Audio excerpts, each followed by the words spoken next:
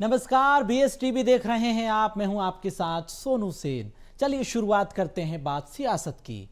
तो बात होगी शतरंज की बिसात पर सियासत की, बात होगी सत्ता संग्राम की, बात होगी सड़क से सदन तक मचे सियासी संग्राम की। तो आज देश प्रदेश के तमाम राजनीतिक मुद्दों पर, तमाम राजनीतिक किस्सों की आज हम बात करेंगे आज के हमारे इस खास कार्यक्रम बात सियासत की में।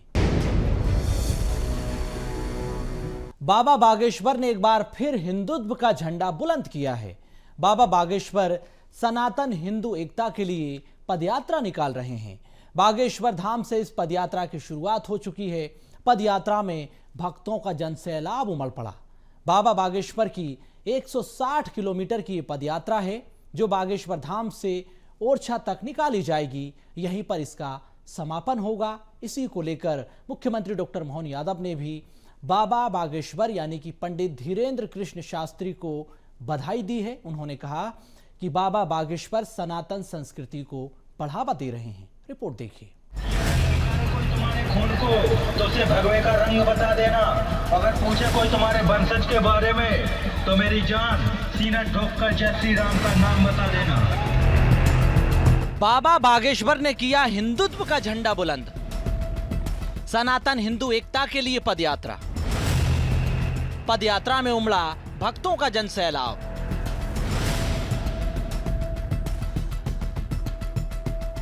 बाबा बागेश्वर की 160 किलोमीटर की पदयात्रा।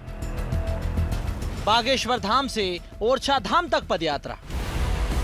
बाबा बागेश्वर ने एक बार फिर हिंदुत्व का झंडा बुलंद किया है। पंडित धीरेन्द्र कृष्ण शास्त्री सनातन हिंदू एकता के लिए पदयात्रा निकाल रहे हैं। इसके लिए बागेश्वर धाम में लाखों की संख्या में हिंदू भक्त पदयात्रा में शामिल होने के लिए पहुंचे हैं। बागेश्वर धाम से ये पदयात्रा ओरछा धाम तक निकाली जा रही है। इसे लेकर बागेश्वर धाम से ओरछा धाम तक की सड़कें, होर्डिंग्स और पोस्टर से पट गई हैं। ये पदयात्रा करीब 160 किलोमीटर की है। बाबा बागेश्वर की पदयात्रा में शामिल होने के लिए देश विदेश से अलग अलग हिस्सों से लाखों की संख्या में हिंदू श्रद्धालु पहुंचे हैं। पूरा बागेश्वर धाम हिंदू भक्तों से पटा पड़ा है। बाबा बागेश्वर ने देश के अलग अलग हिस्सों से आए श्रद्धालुओं का अभिवादन किया है। बालाजी की पूजा अर्चना के बाद इस पदयात्रा की शुरुआत की गई। वहीं पदयात्रा का समर्थन करते हुए सीएम मोहन ने उन्हें बधाई दी है।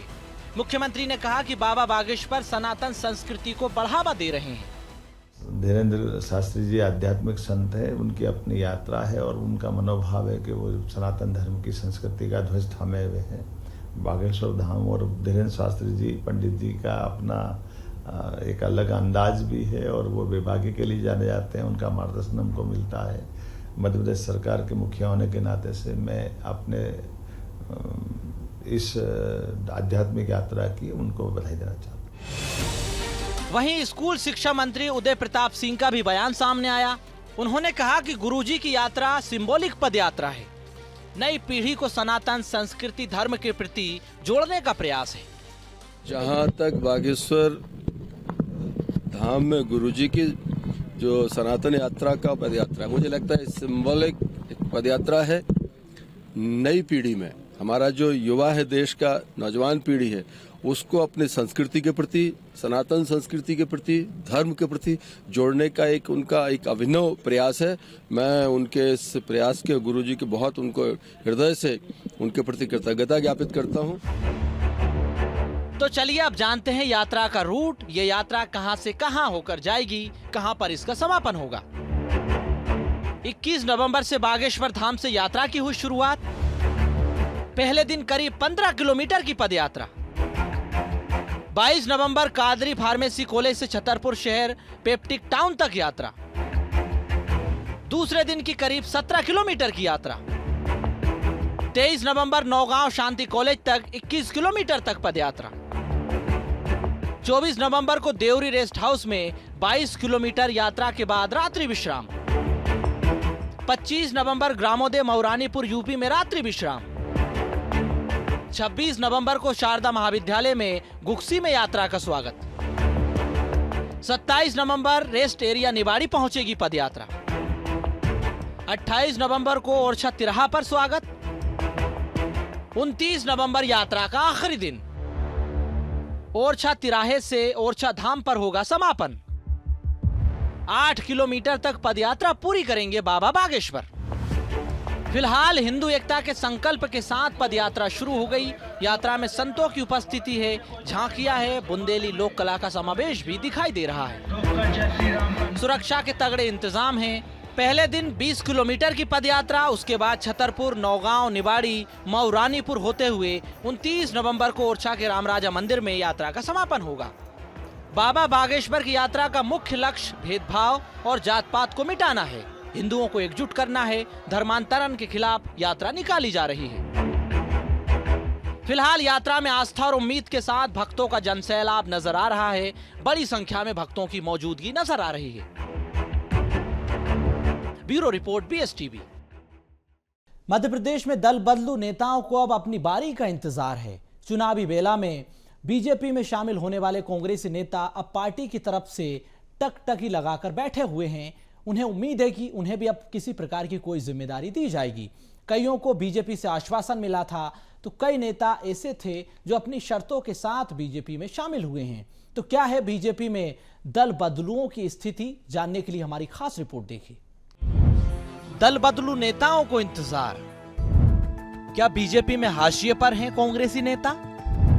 बीजेपी में पद के इंतजार में कांग्रेसी। चुनावी बेला में छोड़ी थी कांग्रेस पार्टी। नेताओं को नहीं मिल पा रहा राजनीतिक पद। पद के लिए माननीयों में बढ़ने लगी हताशा। मध्य प्रदेश की राजनीति में दल बदल को लेकर विधानसभा और लोकसभा चुनाव के दौरान जमकर चर्चा हुई। इस चर्चा पर कुछ दिनों के लिए हालांकि विराम लग गया था, लेकिन अब एक बार फिर चर्चा इसलिए शुरू हो गई क्योंकि हाल ही में पूर्व मुख्यमंत्री स्वर्गीय कैलाश जोशी के बेटे और पूर्व मंत्री दीपक जोशी ने भाजपा में घर वापसी कर ली। इसके अलावा पूर्व केंद्रीय मंत्री सुरेश पचौरी, कमलनाथ का दाहिना हाथ कहे जाने वाले दीपक सक्सेना भी बीजेपी में शामिल हुए। पूर्व सांसद गजेंद्र सिंह राजू खेड़ी और विधायक कमलेश शाह ने भी बीजेपी का दामन थामा, लेकिन अब उन्हें भी कोई राजनीतिक पद नहीं मिल रहा है। सुरेश पचौरी के बारे में बताया जा रहा है कि उन्हें ज्योतिरादित्य सिंधिया के सांसद चुने जाने के बाद रिक्त होने वाली राज्यसभा की सीट देने का आश्वासन दिया गया था, लेकिन हुआ कुछ और। ध्यान दीजिए तो सुरेश पचौरी का कद कांग्रेस में राष्ट्रीय स्तर के नेताओं के बराबर था। वह लंबे समय तक राज्यसभा सदस्य भी रहे। दिल्ली की राजनीति में उनकी मजबूत पकड़ रही, लेकिन जब से भाजपा में आए हैं हाशिए पर ही हैं।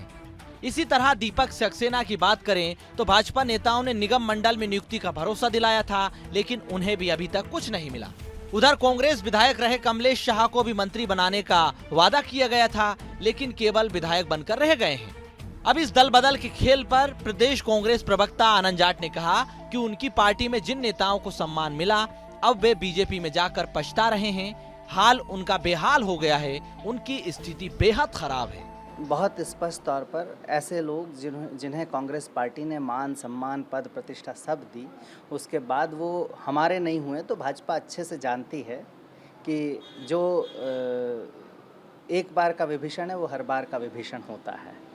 एक बात। दूसरी, भाजपा के जो मूल कार्यकर्ता हैं, जो कांग्रेस के कुछ लोग वहाँ पद प्रतिष्ठा पा लिए हैं, उनसे भाजपा के कार्यकर्ता नाराज़ हैं, क्योंकि भाजपा के कार्यकर्ताओं के लिए ऐसे आयातित लोग जो हैं उन्होंने दीनदयालु देव दुर्लभ दरी बिछाओ योजना लागू कर रखी है। तो भाजपा मूल का जो कार्यकर्ता है वो दीनदयालु देव दुर्लभ दरी बिछाओ योजना का हितग्राही बनकर रह गया है। मध्य प्रदेश में पिछले 4 साल से दल बदल का खेल खुलेआम चल रहा है। इसी वजह से राजनीतिक दलों का परिदृश्य बदल गया। विधानसभा चुनाव में भाजपा ने कांग्रेस से आए इन 7 नेताओं में मोहन सिंह राठौर, बृज बिहारी पटेरिया, राजेश शुक्ला, सिद्धार्थ तिवारी, सचिन बिरला, छाया मोरे और कामाख्या प्रताप सिंह को टिकट दिया। हालांकि सभी ने जीत हासिल की और विधायक बन गए। वहीं 2020 में कांग्रेस के दिग्गज नेता रहे केंद्रीय मंत्री ज्योतिरादित्य सिंधिया के साथ जितने नेताओं ने पार्टी छोड़कर भाजपा का दामन था, उन सभी की अब तक बल्ले बल्ले है। शिवराज सिंह चौहान से लेकर मोहन कैबिनेट तक में उनकी अच्छी पकड़ है, अच्छा प्रभाव है। वहीं विधानसभा चुनाव 2023 और लोकसभा चुनाव में बड़ी संख्या में कांग्रेस छोड़कर जो लोग भाजपा में शामिल हुए, उनमें से ज्यादातर की हताशा बढ़ती चली जा रही है।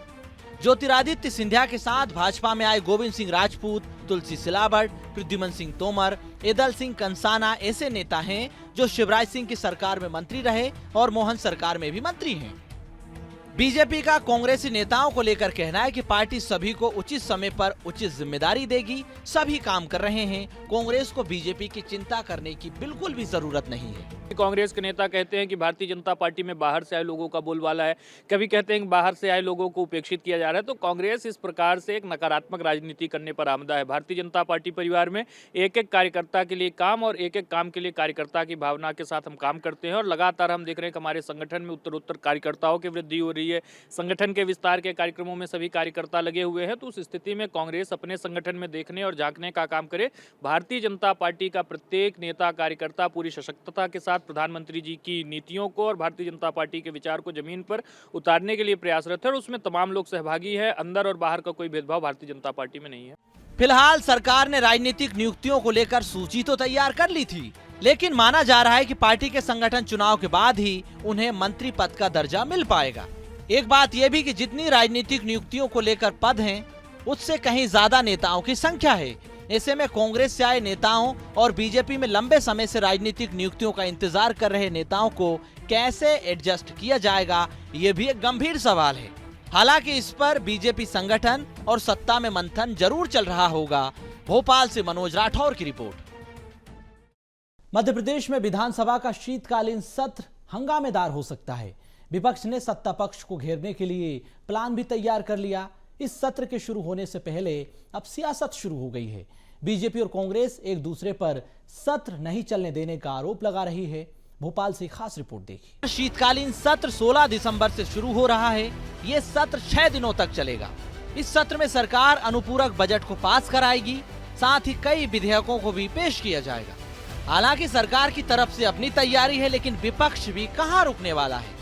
उसके विधायकों ने चुन चुनकर प्रश्न लगाए हैं। इसमें कानून व्यवस्था, पदोन्नति, ओबीसी आरक्षण, महिला और अनुसूचित जाति जनजाति वर्ग पर हो रहे अत्याचार का मुद्दा भी इसमें शामिल है। इसके अलावा कृषि, पंचायत एवं ग्रामीण विकास, नगरीय विकास एवं आवास, वहीं लोक निर्माण, लोक यांत्रिकी विभाग से जुड़े भी प्रमुख विषय इसमें शामिल हैं।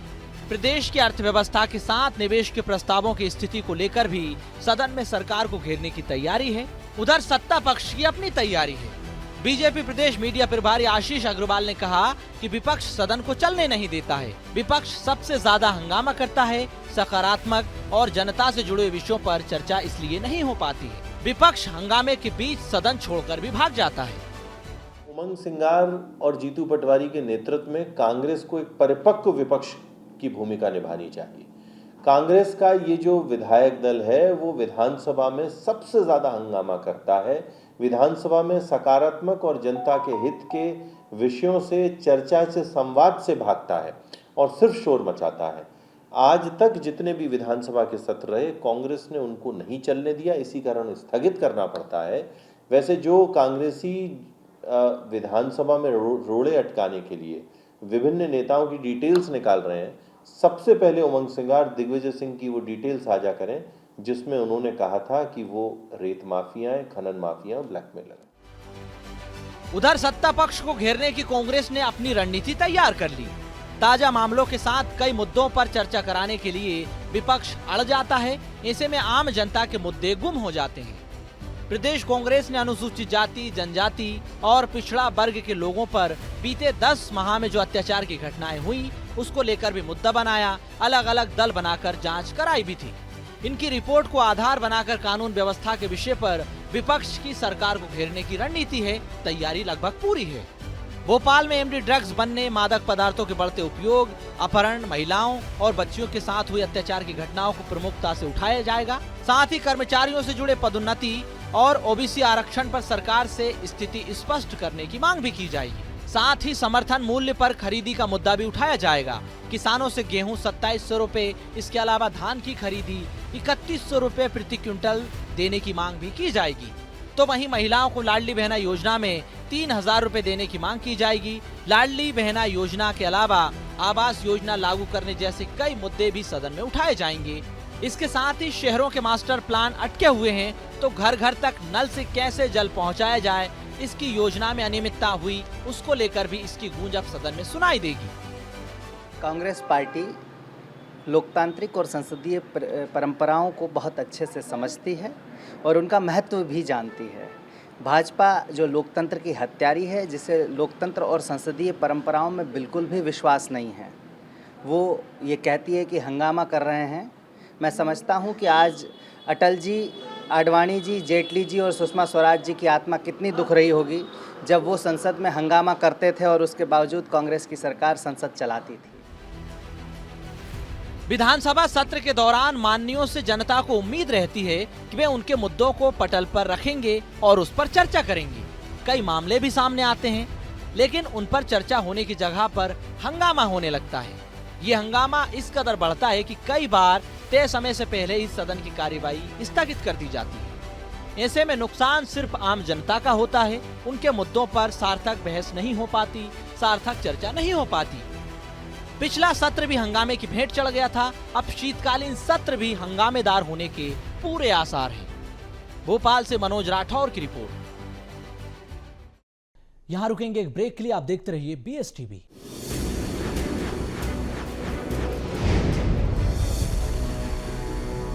ब्रेक के बाद एक बार फिर आपका स्वागत है। मध्य प्रदेश के उपचुनाव में मतदान के बाद अब काउंटिंग का काउंटडाउन शुरू हो चुका है। नतीजों की घड़ी पास आती जा रही है। अब दावे वादों का दौर भी शुरू हो चुका है। बीजेपी और कांग्रेस दोनों ही दल अपनी अपनी जीत के दावे कर रहे हैं। इसी पर भोपाल से हमारी एक खास रिपोर्ट देखिए।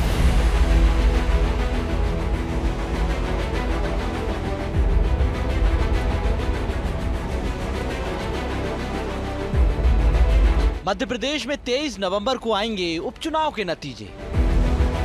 उपचुनाव में बीजेपी कांग्रेस ने भरा जीत का दम। किसे मिलेगी जीत, किसे मिलेगी हार। बुधनी बीजेपुर में फैसले की घड़ी। बीजेपी कांग्रेस ने किए जीत के दावे। बीजेपी कांग्रेस ने की जीत की तैयारी। मध्य प्रदेश में उपचुनाव के मतदान के बाद अब काउंटिंग का काउंटडाउन शुरू हो गया है। 23 नवंबर को प्रदेश की 2 सीट बुधनी और बीजेपुर के नतीजे आ रहे हैं। इन सीटों पर कांटे की टक्कर है। बीजेपी और कांग्रेस ने नए नए एजेंडों और प्लानिंग के साथ चुनाव लड़ा। इन दोनों सीट पर जीत के लिए बीजेपी और कांग्रेस दावा कर रही है, लेकिन इन दावों पर जनता ने मुहर लगा दी है। अब चुनावी परिणाम का इंतजार है। बुधनी सीट की बात करें तो ये पूर्व मुख्यमंत्री शिवराज सिंह चौहान के केंद्रीय मंत्री बनने के बाद खाली हुई थी। इस सीट पर उनके बेटे के नाम की चर्चा थी, लेकिन पार्टी ने पूर्व सांसद रमाकांत भार्गव को इस सीट से प्रत्याशी बनाया, चुनावी मैदान में उतारा। इसके अलावा स्थानीय स्तर के नेता भी यहां से चुनाव लड़ने का दावा कर रहे थे। सबसे ज्यादा जनसभा और रोड शो शिवराज सिंह चौहान ने इसी सीट पर की। शिवराज की साख इस सीट पर लगी है। कांग्रेस ने अपने पुराने साथी राजकुमार पटेल पर दांव लगाया। कांग्रेस के दिग्गज नेताओं ने इस सीट पर अपनी पूरी ताकत झोंक दी थी। बीजेपी दावा कर रही है कि पिछली बार से ज्यादा वोटों से इस बार बुधनी सीट को जीतेंगे। इस सीट पर जीत से पहले ही बीजेपी ने जश्न की तैयारियां शुरू कर दी हैं। इसको विजयपुर और बुधनी, ये दोनों सीटें हम प्रचंड बहुमत से जीतने वाले। हमारे कार्यकर्ताओं की मेहनत और हमारे नेतृत्व की संकल्प शक्ति, इन दोनों के कारण ये 2 और जीत भारतीय जनता पार्टी के खाते में दर्ज होगी और जीतू पटवारी 2 और निराशा से अपने विदा होने का इंतजार करें। वहीं प्रदेश की दूसरी हॉट सीट है विजयपुर। यहां पर उपचुनाव के दौरान बीजेपी कांग्रेस ने अपनी पूरी ताकत झोंकी। कांग्रेस से बीजेपी में शामिल हुए रामनिवास रावत को मोहन कैबिनेट में जगह मिली। उन्हें वन मंत्री बनाया गया। वन मंत्री रहते हुए उन्होंने चुनाव लड़ा। इस सीट को जीतना बीजेपी के लिए ही नहीं बल्कि रामनिवास रावत के लिए भी बेहद जरूरी है। इस सीट पर ग्वालियर चंबल संभाग के बीजेपी नेताओं ने अपनी पूरी ताकत झोंकी। नरेंद्र सिंह तोमर जैसे बड़े नेता इस सीट पर डेरा डालकर बैठे रहे, चुनावी मैदान में प्रचार करते नजर आए। दूसरी तरफ कांग्रेस ने इस सीट पर रामनिवास रावत के खिलाफ माहौल बनाया, चुनाव लड़ा। कांग्रेस के दिग्गज नेताओं ने यहां पर जमकर प्रचार प्रसार भी किया। कांग्रेस ने मुकेश मल्होत्रा को मैदान में उतारा, जो रामनिवास रावत को टक्कर दे रहे हैं। वहीं रामनिवास रावत पर कांग्रेस ने कई गंभीर आरोप भी लगाए। इस सीट पर वोटिंग के दौरान छुटपुट घटनाएं भी हुई। सबसे ज्यादा शिकायतें चुनाव आयोग में इसी सीट से की गई है। फिलहाल इस सीट पर कांटे की टक्कर बताई जा रही है, लेकिन कांग्रेस अपनी जीत का दावा कर रही है। प्रदेश अध्यक्ष आदरणीय जीतू पटवारी जी ने जो बात कही है कि विजयपुर में कांग्रेस पार्टी जीतेगी और बुधनी में अप्रत्याशित परिणाम आपको देखने को मिलेंगे, ये तो वक्त बताएगा कि कौन मिठाई खाता है, लेकिन जनता के लिए चुनाव लोकतंत्र का पर्व और जश्न का दिन होता है। जनता ने बढ़ चढ़कर हिस्सेदारी दी है और अब जो है मतगणना वाले दिन आपको पता चलेगा कि मिठाई कहाँ बट रही है। कांग्रेस पार्टी जीतेगी और आपको मिठाई खिलाएंगे, ये विश्वास हमें है। फिलहाल बीजेपी और कांग्रेस के अपने अपने जीत के दावे हैं, लेकिन काउंटिंग का काउंटडाउन शुरू हो चुका है। दोनों ही दलों ने इस चुनाव को पूरी ताकत के साथ लड़ा। कांग्रेस इन चुनावों के जरिए अपनी ताकत को बढ़ाने की कोशिश कर रही है, तो वहीं बीजेपी इतिहास रचने की बात कर रही है। फिलहाल किसकी जीत होगी ये जनता ने ईवीएम में कैद कर दिया है। 23 नवंबर को स्पष्ट हो जाएगा कि आखिर किसके दावे में कितना दम है। बीएसटीवी के लिए मनोज राठौर की रिपोर्ट। छत्तीसगढ़ में बढ़ते अपराध जिम्मेदारों के लिए अब सिरदर्द बन गया है। हाल फिलहाल के आंकड़ों की माने तो राजधानी रायपुर सहित प्रदेश भर में जघन्य अपराधों की संख्या लगातार बढ़ती चली जा रही है। बात अगर सिर्फ राजधानी की करें तो यहां पर बीते 20 दिनों में हत्या के सबसे ज्यादा केस दर्ज हुए हैं। इसी को लेकर अब सियासत हो रही है। रिपोर्ट देखिए।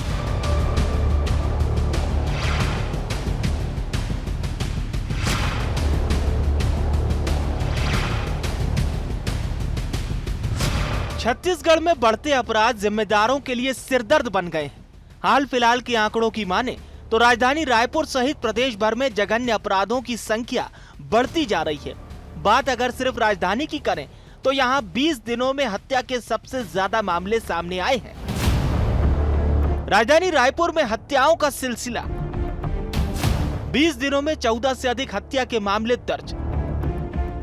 राजधानी की पुलिसिंग पर उठे कई गंभीर सवाल। आखिर कैसे थमेगा अपराध? कौन है जिम्मेदार? पहले चाकूबाजी, फिर अब हत्या के मामलों में इजाफा। पुलिसिया खौफ नहीं, अपराधी हुए बेखौफ। अपराधों पर विपक्ष के सरकार से तीखे सवाल। 1000 के करीब जनता पर एक पुलिसकर्मी, कैसे संभले राजधानी? किसी भी राज्य की राजधानी उस राज्य की प्रशासनिक कानून व्यवस्था पुलिसिंग को परिभाषित करने के लिए पर्याय मानी जाती है। माना जाता है कि राजधानी का जैसा हाल हो उसी अनुसार जनता प्रदेश के हाल का आकलन करेगी, फिर चाहे वो बाहर से आए अतिथि हो या दिल्ली बैठने वाले राजनेता ही क्यों ना हो। लेकिन मौजूदा समय में रायपुर की पुलिसिंग कैसी है ये बताने की आवश्यकता नहीं है, क्योंकि ये बात अब किसी से छिपी नहीं है।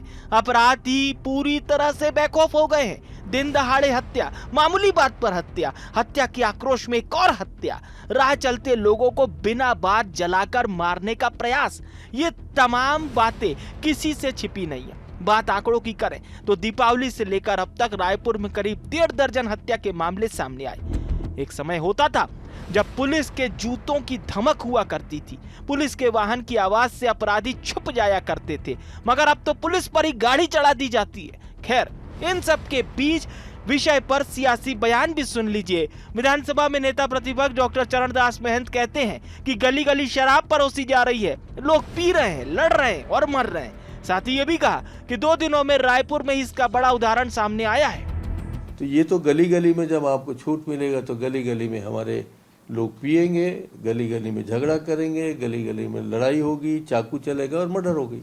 इसका उदाहरण आप 2 दिन में ही देख लीजिए। बेखौफ भयमुक्त समाज के लिए पुलिसिया खौफ का होना बेहद ही जरूरी माना गया है, मगर राजधानी में ही 24 घंटे में 3-3 हत्याएं हो जाएंगी तो समझ लीजिए पुलिस का खौफ आखिर कितना है। खैर, अपराधियों के हौसले, अपराध के आंकड़ों के बीच सियासत में वार पलटवार होना नितांत आवश्यक है, क्योंकि ये लोकतंत्र है। कानून व्यवस्था को लेकर जैसे ही विपक्ष के नेता ने सरकार की ओर घेरा तो सत्ता पक्ष की ओर से वरिष्ठ नेता पूर्व मंत्री राजेश मूणत का बयान सामने आया। पलटवार करते हुए कहा कि सरकार एक्शन में, किसी को बख्शा नहीं जाएगा। जो घटनाएं हुई है वो दुर्भाग्यपूर्ण है, लेकिन कांग्रेस अपने गिरेबान में झांक कर देखे। जितनी घटनाएं हुई है उसमें कांग्रेस के लोग ही अपराधी निकल रहे हैं, लेकिन कानून को हाथ में लेने वालों को शायद सरकार कानून के डंडे से निपटाएगी। पुलिस के जूते का वजन दिखना चाहिए। अपराधियों पे अंकुश रखे, शायद सरकार का स्पष्ट निर्देश है और उसको लेकर शायद सरकार ने हमेशा वरिष्ठ कप्तान तक को इसमें पनिशमेंट दिया। नेताओं के इन बयानों के परे सच तो यह है कि अपराध के आंकड़े, अपराध के तरीके, अपराध की वजह, अपराध का असर ऐसा है जिस पर गंभीर और अति गंभीर चर्चा, चिंतन कर ठोस कदम उठाने होंगे। वरना अगर ऐसा ही रहा तो वो दिन दूर नहीं जब आप और हम अपने घरों से निकलने से भी डरने लगेंगे। Bureau report, BSTV Chhattisgarh. सियासत की बात में इतना ही। मुझे दीजिए इजाजत। आप देखते रहिए BSTV। नमस्कार।